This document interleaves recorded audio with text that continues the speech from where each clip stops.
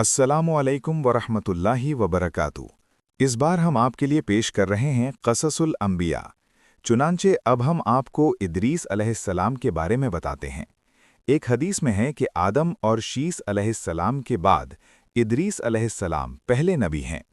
एक दूसरी हदीस में है कि इदरीस अलैहिस्सलाम पहले नबी हैं जिन्होंने कलम के ज़रिए लिखा और लोगों को किताबत सिखाई। हाफिज़ इब्ने कसीर ने उनका हुलिया कुछ यूं बयान किया है: पूरा कदो-कामत, खूबसूरत खुबरू, घनी दाढ़ी, औम्दा औसाफ के मालिक, चौड़े कंधे, मजबूत हड्डियाँ, दुबले पतले, सुरमगी चमकदार आँखें, गुफ्तगू बावकार, खामोशी पसंद, संजीदा और मतीन, चलते हुए नज़र नीची, इंतहाई फ़िक्र-ओ-सौज़ के आदी, गुस्से के वक्त सख्त गज़बनाक, बातें करने में शहादत की उंगली से बार बार इशारा करने के आदी। इदरीस अलैहिस्सलाम शीस अलैहिस्सलाम की शरीयत पर अमल पैरा रहे। चूँकि इदरीस अलैहिस्सलाम रसूल भी थे, इसलिए अल्लाह की तरफ से मुस्तकिल उन पर शरीयत नाजिल हुई, जिसकी तशरीह व तफसीर करके लोगों को अहकाम इलाही से आगाह फरमाते। इदरीस अलैहिस्सलाम ने जब देखा कि मुफसिदीन ईमान वालों पर जुल्म व ज़्यादती कर रहे हैं, उनका फसाद बढ़ता जा रहा है और समझाने के बावजूद ये लोग बाज नहीं आ रहे, तो उन्होंने अपने पैरोकारों को जिहाद का हुक्म दिया। इदरीस अलैहिस्सलाम पहले शख्स हैं जिन्होंने अल्लाह के रास्ते में जिहाद किया, गनीमतें हासिल की और दुश्मनों को कैदी बनाया। लेकिन गनीमतें और कैदी उनके लिए हलाल नहीं थे। रसूलुल्लाह सल्लल्लाहु अलैहि वसल्लम पहले रसूल हैं जिनके लिए गनीमतें हलाल की गईं। लेकिन ये बात यकीनी है कि जिहाद सबसे पहले इदरीस अलैहिस्सलाम ने किया।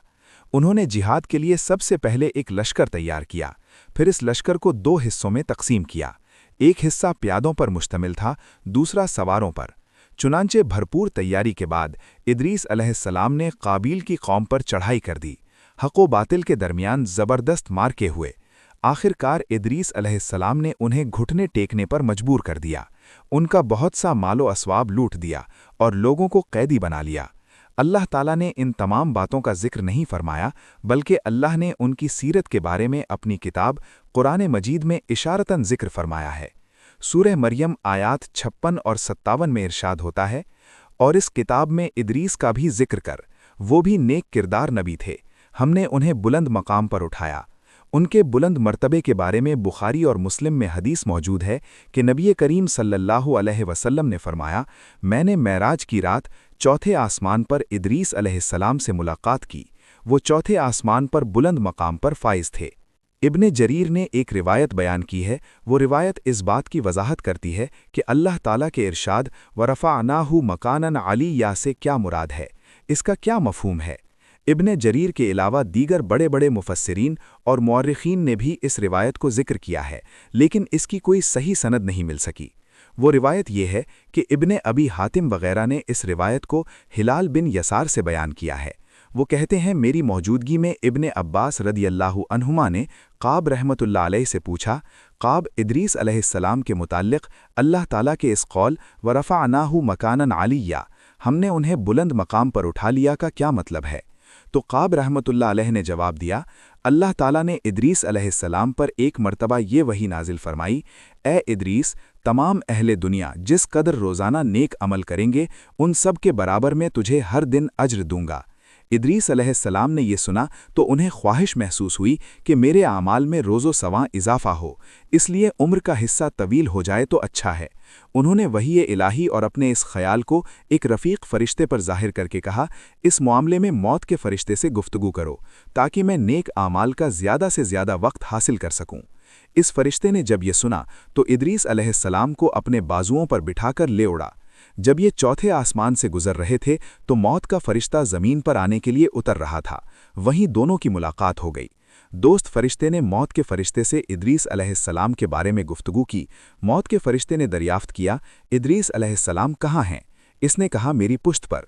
मौत का फरिश्ता कहने लगा, मुझे अल्लाह की तरफ से ये हुक्म मिला है कि चौथे आसमान पर इदरीस अलैहिस्सलाम की रूह कब्ज़ करूं, इसलिए मैं सख्त हैरत में था कि ये कैसे मुमकिन है।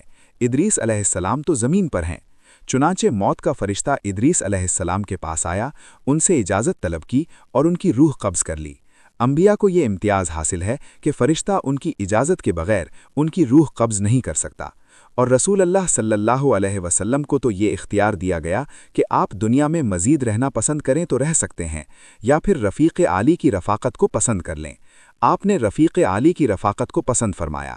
اس طرح ادریس علیہ السلام کی روح چوتھے آسمان پر قبض کی گئی۔ انہیں بھی عیسیٰ علیہ السلام کی طرح آسمان پر اٹھایا گیا، فرق یہ ہے کہ عیسیٰ علیہ السلام کی روح قبض نہیں کی گئی۔ یہ واقعہ نقل کر کے قاب رحمۃ اللہ علیہ فرماتے ہیں کہ اللہ تعالیٰ کے ارشاد وَرَفَعْنَاهُ مَكَانًا عَلِيًّا کی تفسیر یہی ہے، لیکن درست بات یہ ہے کہ یہ اسرائیلی روایت ہے۔ ادریس علیہ السلام کی وفات ہو گئی تو لوگ فساد میں اور بڑھ گئے، ان میں شر پھیل گیا، تاہم وہ توحید پر قائم رہے، بت پرستی کا ان میں کوئی شعور نہیں تھا۔ لوگ آدم علیہ السلام کی وفات کے 1000 سال تک توحید پر قائم رہے، ان میں فسق و فجور ضرور تھا لیکن شرک نہیں تھا۔ اللہ تعالیٰ کے اس ارشاد تمام لوگ ایک ہی امت تھے کا یہی مطلب ہے۔